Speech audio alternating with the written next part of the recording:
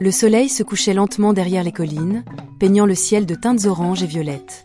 Les femmes revenaient du fleuve, les jarres pleines. Les hommes terminaient de réparer les pièges. Les enfants, eux, jouaient encore autour du grand fromager sacré, cet arbre dont les racines semblaient remonter jusqu'aux premiers hommes. Au cœur du village vivait Hawa, une jeune femme respectée pour sa force silencieuse. Depuis 2 ans, elle élevait seule son fils Malik, un garçon vif et rêveur, depuis que son mari, Kwame, avait disparu dans des circonstances qu'on ne pouvait expliquer.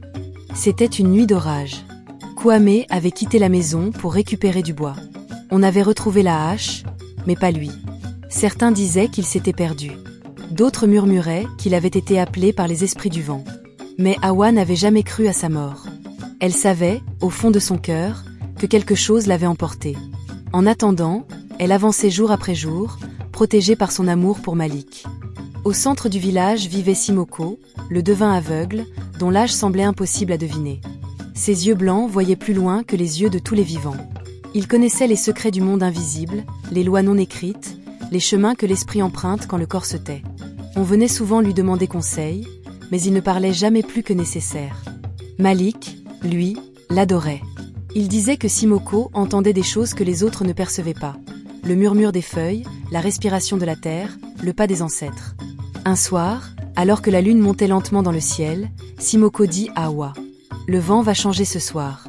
Le destin va tourner autour de ta maison. » Hawa fronça les sourcils, mais le devin ne dit rien de plus.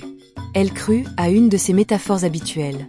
Elle ne savait pas encore que cette nuit allait bouleverser son existence.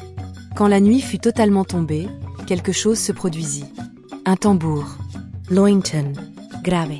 Puis un second, plus proche. Puis un troisième. Un rythme lent, solennel, comme une procession invisible. Pourtant, personne dans le village ne jouait du tambour. Aucune fête, aucun rite, aucun mariage n'était prévu. Les anciens sortirent de leur hutte, inquiets. Ils se regardaient, les yeux agrandis par la peur. Ces tambours. Ils les connaissaient. Les tambours qui résonnent sans main. Un phénomène qui n'était arrivé que 2 fois dans l'histoire du village, selon les ancêtres.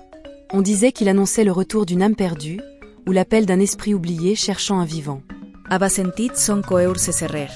Malik, lui, était hypnotisé. « Maman, tu entends ? Il m'appelle. » Son regard était absent, comme attiré par quelque chose que seule son âme pouvait voir. Avant qu'Hawa puisse le retenir, Malik partit en courant vers la forêt. Hawa se lança immédiatement à sa poursuite. La forêt de nuit était un piège vivant. Les branches, longues et tordues, semblaient des doigts cherchant à saisir les imprudents. Chaque pas faisait craquer des feuilles sèches, et le chant des insectes semblait soudain trop fort. Les tambours se rapprochaient. Ou plutôt, ils semblaient venir de partout à la fois. Hawa sentit son souffle raccourcir. Elle pensait à Malik, seul, effrayé peut-être. Elle pensait aussi à Kwame, à cette nuit d'orage où il avait disparu dans cette même forêt. Était-ce un signe ? Une répétition ? Une malédiction ? Elle courut encore, trébuchant parfois, se relevant toujours. Après ce qui lui sembla une éternité, elle arriva devant le lieu le plus sacré et le plus redouté du village.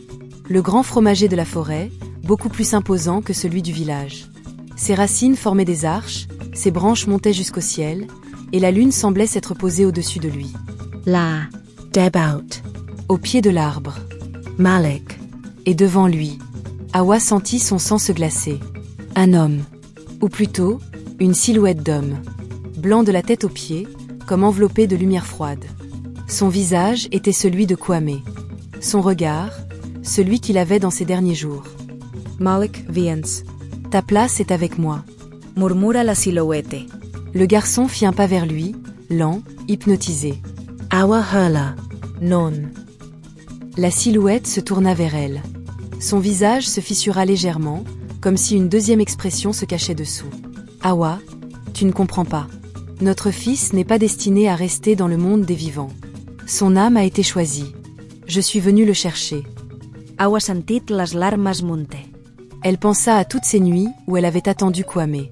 Elle pensa à son fils, ce qu'il représentait, ce qu'il était encore appelé à devenir.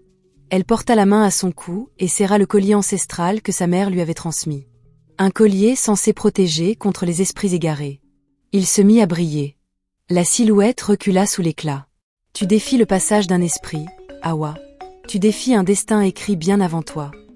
Je défie tout ce qui veut m'enlever mon fils, répondit-elle, la voix tremblante mais ferme. Le sol vibra. Les tambours s'accélérèrent. Le vent se leva. Les feuilles tournoyèrent autour d'eux comme un cyclone silencieux. Malik se couvrit les oreilles et pleura. Le spectre hurla, un son déchirant, aussi ancien que la nuit. Le collier d'Awa s'illumina plus fort. Un halo doré entoura la mère et l'enfant. Les tambours cessèrent net.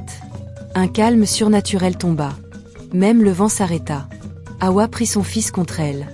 La silhouette de Kwame se décomposait, comme de la poussière emportée par un souffle invisible. Avant de disparaître totalement, il murmura « Pardonne-moi, Awa, pardonne-moi. Je n'ai jamais voulu partir. » Puis il s'évapora dans la lumière. Le chemin du retour sembla plus court. Comme si la forêt elle-même voulait les laisser partir. Le soleil commençait à se lever, peignant la savane d'un doré pur. Awa marchait, tenant la main de Malik qui reprenait doucement ses esprits. Ils sortirent enfin de la forêt et aperçurent le village. Simoko les attendait déjà, assis sous le baobab, comme s'il avait toujours su l'heure exacte de leur retour. Sans un mot, Awa s'assit devant lui, Malik à ses côtés. Le vieux devin posa sa main ridée sur le sol. Les tambours n'appellent jamais sans raison. Ils révèlent une vérité que les vivants refusent parfois de voir. Il tourna son visage sans pupille vers Awa. Ton mari n'était pas perdu. Il était entre deux mondes. Ce soir, tu as fait un choix. Un choix brave, mais lourd. Awa baissa les yeux. Je ferai n'importe quoi pour mon fils. Simoko hocha la tête. Protéger un enfant ne veut pas dire l'enfermer.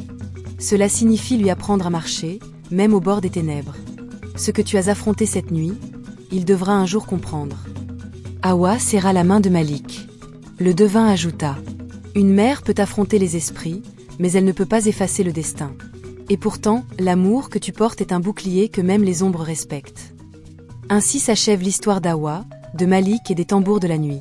Dans les villages anciens, les griots aiment rappeler cette vérité. L'amour n'est pas une chaîne qui retient. L'amour est une lumière qui guide. Protège ce que tu aimes, mais n'oublie jamais. Même dans les ténèbres, une mère peut devenir plus puissante que les esprits eux-mêmes. Et les tambours. Ah, les tambours.